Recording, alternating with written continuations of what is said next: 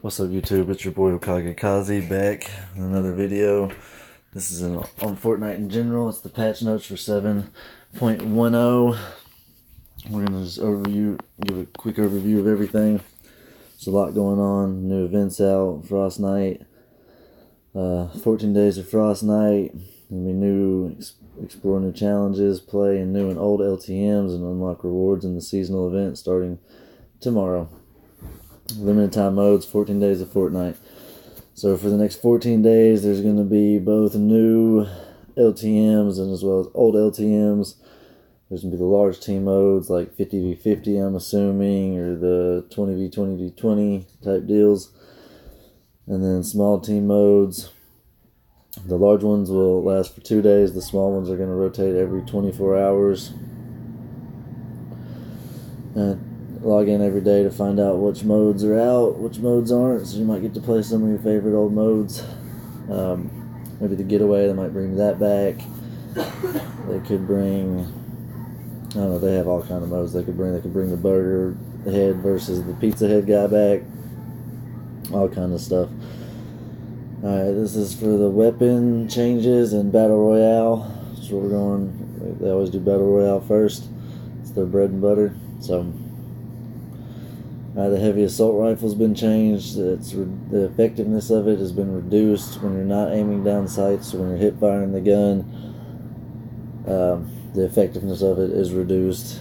As we all know, the heavy assault rifle has terrible bloom. If you hold the trigger down, it's really a tap fire weapon if you want to be effective with it, as is, but you're not going to get very many hip shots with it anymore. They did increase the aim down sights accuracy by 10%. And increase the accuracy of it while you're standing still by 10%. And they also reduced the vertical recoil by 6%, and the base accuracy has been reduced by 30%. Reduced accuracy while jumping and falling by 60%. So that's if you're jumping and firing, you're probably not going to hit much. They improved balloon controls. When you're in the air, balloons can be released by pressing the crouch keybind, formerly the jump keybind. Players can again use alt fire to release a balloon when the balloon item is selected. And then for modes that the redeploy is available in, they've decreased the height that you have to be at to deploy it from 1,000 units to 576. They fixed an issue where players are also able to pick up live dynamite through structures. So if you were getting in on that action, you can't do that anymore. Now, okay, so the ground vehicles, the ATK or the quad is going to slide on icy surfaces now. There's going to be a feed, like when you kill someone, so-and-so was shotgunned by so-and-so, there's going to be a no-scoping down there now. So if you shoot someone with a sniper rifle without scoping in on them, that'll pop up in the bottom feed. If you stick a landing on all four wheels with a vehicle, you will no longer take damage, which is great, because that's happened to me quite a bit. It's now easier to pick up items dropped near a mounted turret.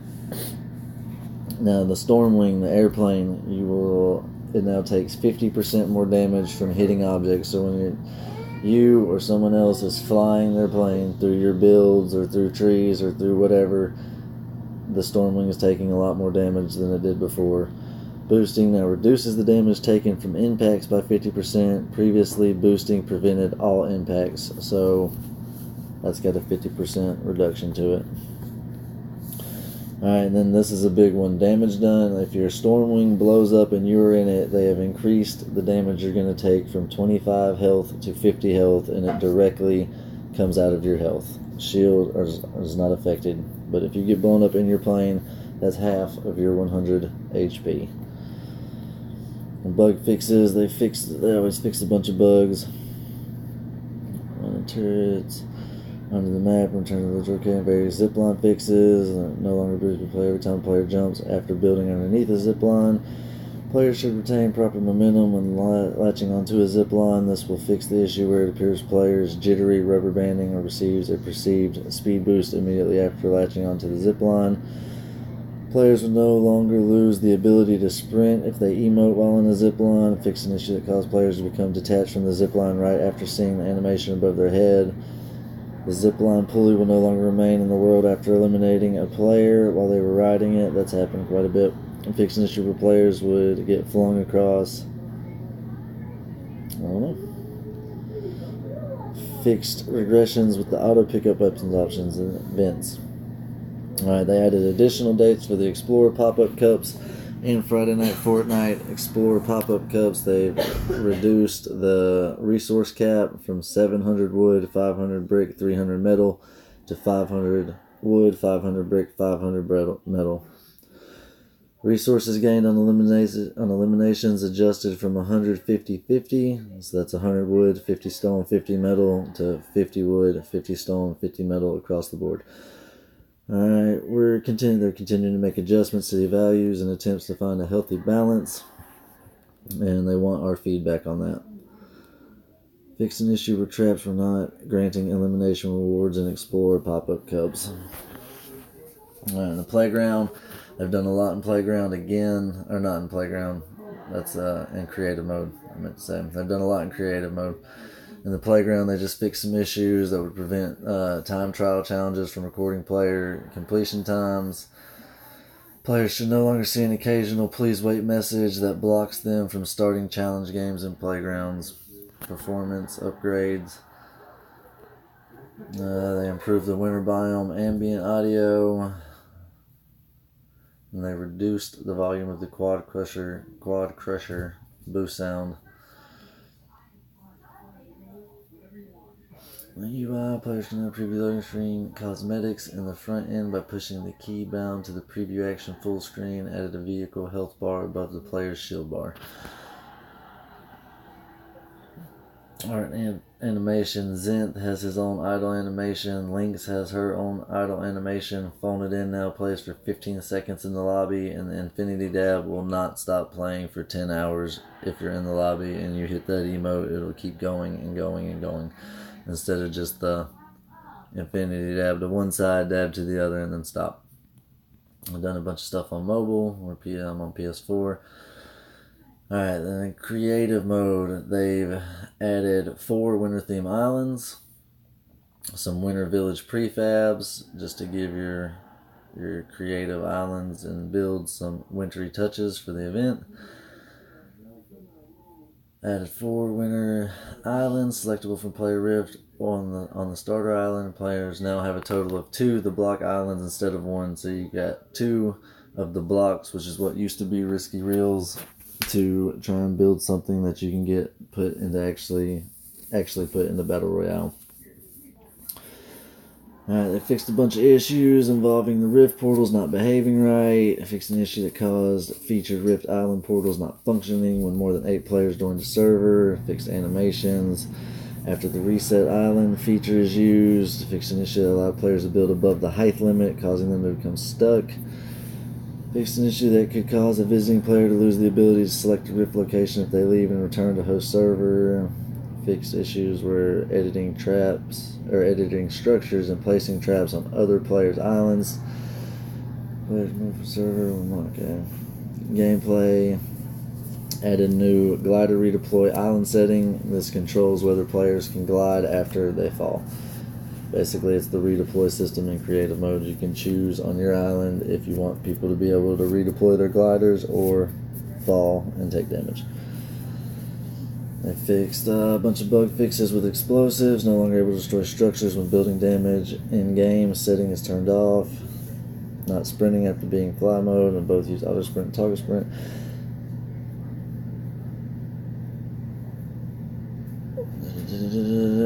Alright, creative tools and phone. Fixed bug fixes on this. Fixed issues with props could pass through the foundation structure of the block island.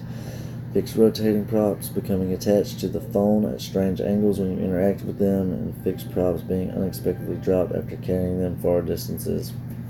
Prefabs, they've added 6 Winter Village prefabs, added holiday prop packs, added new cube colors to the cube gallery prefab. That's like the neon cubes that they have. Added logs and stumps to the nature gallery, added winter nature gallery, added additional ramps and floors to the obstacle gallery. The peg hop prefab no longer spawns with a blocked staircase that requires players to destroy or build around it. And they've added new devices. Gunner The gunner stands and shoots at players within a 2-tile radius. It's almost like a defender pad, I'm guessing, in Save the World. And you can give that gunner a pistol, a shotgun, an assault rifle, or a rocket launcher. They've added new options to player spawners where you can hide them during game, and an option to prioritize which player spawn to use when there are multiple to choose from, modified island start options to allow spawning for both island and game. New island spawner settings, and an option to hide the item spawner during the game, and they added an option to customize the rate at which the items are spawned. They fixed an issue where players couldn't access the spawner options, fixed a visual issue that occurs if players picked up a new trap while another one was equipped. Fixed a visual causing ice block to appear in-game as a cozy campfire model when looted from a chest. Fixed issues with the grappler where it was not respecting the infinite ammo setting. They fixed an issue where player created chests would spawn on top of structures above the player rather than in front. They fixed issues where players not being able to loot chests of another islands while in the game, and they fixed chests and llamas being openable even if you didn't give edit permissions to those players. Initial loading improvements. Okay. Alright, Save the World. What's new? They got the new Fortnite mode in Save the World. You got to keep the burner filled with blue glow in this new experience for Save the World. This is going to be fun. I know that there's been a lot of issues with it since it come out. People getting their inventory wiped and all this kind of stuff, but they're already in the process of fixing it. It'll probably be an update tomorrow or the next day. Alright, you can down tier craft now. So if you have 82s, it's the highest I can craft, but if you have 130s, 106s, 82s, you can craft that item at a lower grade. Like, say you want to go play with some buddies that are still in Plankerton or Stonewood, and you don't want to use your 106 weapons or your 82 weapons there, because one, the material cost, or they're just too powerful for it to actually be fun. You can craft a 20 or a 52, as well as your traps, etc. You can downcraft your schematics, which is awesome, because I like to do storm shield defenses with my friends that are at lower levels than me, but I can't go around dropping 82 traps all over their stuff, because one, they're really expensive to craft, and two, it's too OP. It's just, the husk can't handle it at those low levels. Alright, the mission systems. Fortnite is a new experience in 7.10, testing player survival in a long winter night. Fortnite introduces a new objective. Keep the burner filled with scavenged blue glow. When it runs out, so does the heat. That means a whole bunch of frozen heroes. As the burner health decreases, the storm shield shrinks. So keep that thing filled. Survive as long as you can without your gear or resources, using your survival skills, schematics, and basic starting weapons. Get double the resources from searching and harvesting objects. Watch for airdrops between waves for some much needed supplies. You don't keep any weapons or traps when the experience concludes, so use those legendary weapons and traps as if your life depends on it, because it does. Keep an eye out for Krampus Smashers who dwell in the cold regions. They're dangerous but drop much needed blue glow. When a player is knocked out, they enter spectator mode until the remaining players complete the wave. The longer you survive, the more snowflake tickets you get. Tickets can be spent on the new winter llamas. I made a video earlier today opening up like 8 of those. It's pretty cool. You should check it out. It's down below. They added several event quests that can be completed by playing Fortnite. Be on the lookout for weekly challenges in the coming weeks. Down tier crafting, I just went over that. The schematics that have been evolved to higher tiers can now also craft all the lower tier versions of the weapon or trap. Lower tier versions take easier found materials to craft, and they cost less. So if you're trying to get rid of old ingredients, you can craft stuff down too. Alright, the 14 days of Fortnite are upon us, starting tomorrow. The first holiday themed quest will appear in the quest journal. Every day they're going to add a new holiday themed quest to the player's logs. Complete the quest, earn valuable rewards, and the quest will remain active until 7.20 release. which will be next week probably. Tuesday or Wednesday. Alright, they added a new stat called Armor, which replaces damage resistance, and this is a big change in the game. Any hero weapon perks that granted damage resistance have been updated to grant armor.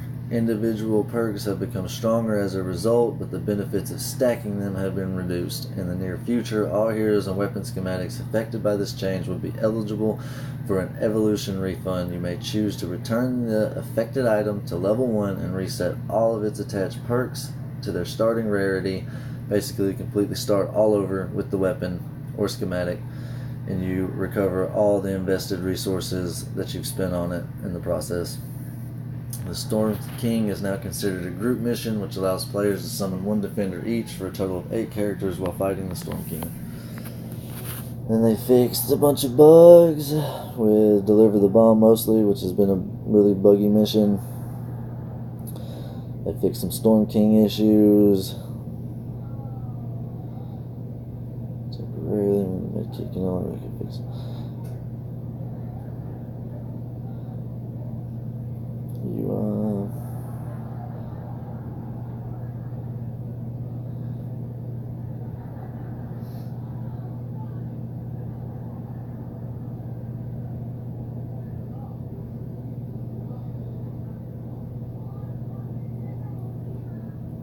So they fixed a bunch of stuff. Fixed a visual issue for schematic cards with long names on the llama opening screen. Fixed issue with Defendo post menu closing when back on the weapon select screen. Fixed power level being in zone versus in the forend. Fixed a party member is underpowered message incorrectly being displayed. That was a problem. I had to constantly back out, play a mission, back out, switch the place you were in the world, then go back to where you're at, me, Canny Valley, to be able to play the next mission. Alright, heroes. They're adding Cloaked Shadow Ninja added to the event store. It's a legendary variant of the Skirmish subclass, available December 19th, 7 p.m. Eastern. Jolly Headhunter Soldier, available in the Winter Llamas. It's a variant of the Double Agent class.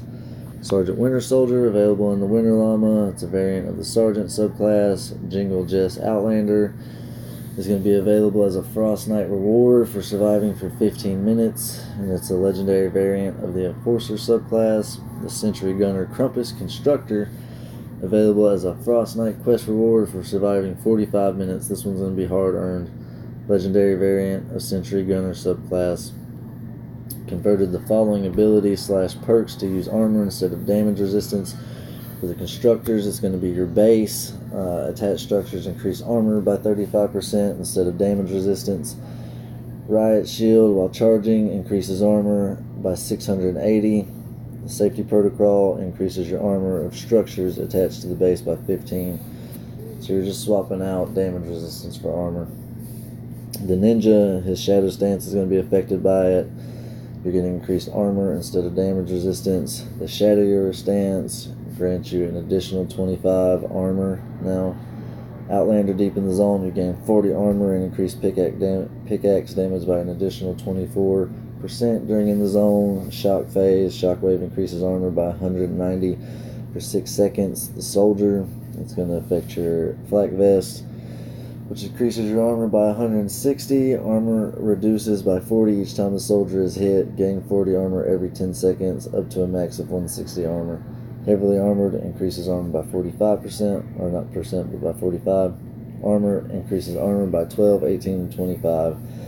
And they fixed an issue where the Teddy not targeting and the hoverbots not targeting when placed near Rosie. Weapons and items. The new weapon set. Medieval weapon set available in the Winter Llamas. I actually got two of them out of my Winter Llamas, which I made a video on earlier. You should check that out. We got the Hemlock Assault Rifle. It's going to deal consistent damage at close and medium ranges, but falls off at long ranges due to low accuracy. They got the Basilisk Pistol, which deals high burst damage with a high critical chance. They got the Stalwart Squire Shotgun, a powerful single-shot weapon with high damage and knockback in a short range. And the Wicked Wind Axe, a long curved axe with a good mix of damage and impact. And then they got the Ginger Blaster Pistol, which is going to be available as a reward for surviving for 30 minutes in the Fortnite quest.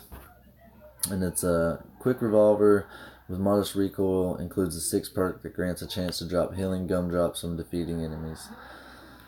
They updated melee weapon perks to use armor instead of damage resistance. That's 13, 20, 27, 33, 40 respectively. Increase the value of heavy attack, energy, efficiency perks on weapons to be comparable with perks on heroes.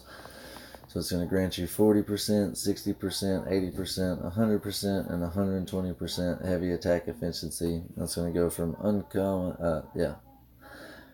from common to uncommon, rare, epic, and legendary as you perk it up. And then increase the value of life leech perks by 50%. The gameplay of free daily upgrade llama will be available every day from December 19th to January 1st. And then this is really cool. First time I've seen this on a patch notes update, that they're giving you a list every day of the holiday llamas that are going to be in the store. Today was the triple llamas. I opened up a bunch of them in my videos. I'll definitely be doing the Super People Llama on the 21st. You get a free Smorgasbord Llama December 23rd through December 25th, limit of 1. I'll definitely be opening those. And then you got the Troll Truck Llama on the 26th, probably opening that. 27th, all the llamas, those are super good to open. You get a lot of survivors, and I actually got a mythic lead survivor out of one of those last time. And then December 29th, another Super People Llama. And December 31st, another all the llamas. Those are the ones that I'm going to be looking at and doing videos on for sure. Alright, enemies, the holidays are upon us. Husk lobbers, poison lobbers, husklings, sploders, and smashers are all getting into the holiday spirit. They all have cosmetic changes to affect basically the Christmas theme. And they fix issues with the Storm King beam attack hitting players after it had already passed. Visuals more closely match with the width of the actual damage area. The Storm King now will time out and defeat all players as normal, even if both of his horns have been broken. Made the Storm King loot catch items spread out a bit more so they are less likely to overlap. So points in the Storm King a bit easier to hit. I'm going to fix some audio problems. And then the general weapons, they fix some weapons, fix weapon auto. Reloading being prevented when the sprint by default setting is enabled. More bug fixes. Sending a whisper to someone while in match or zone will now consistently open the chat window. Improve performance. And then if you know of any issues or have any feedback, if they want to hear about it, let Epic know. And the team is hard at work on correcting them. Alright, well that's the main. That is not the main, that's the whole gist of the 7.10 patch notes. Again, if you don't check these out every week, I highly recommend it that you do. It gives you a great advantage on a lot of people out there that don't. Like, a lot of people aren't going to know that getting blown up in a plane is going to take half your life until it actually happens, while you, on the other hand, are going to know that while you're shooting their plane down. But thanks for watching. Like and subscribe. Drop me some comments in the comment section. Any feedback is welcome. I appreciate you for watching, and Hokage Kazi out.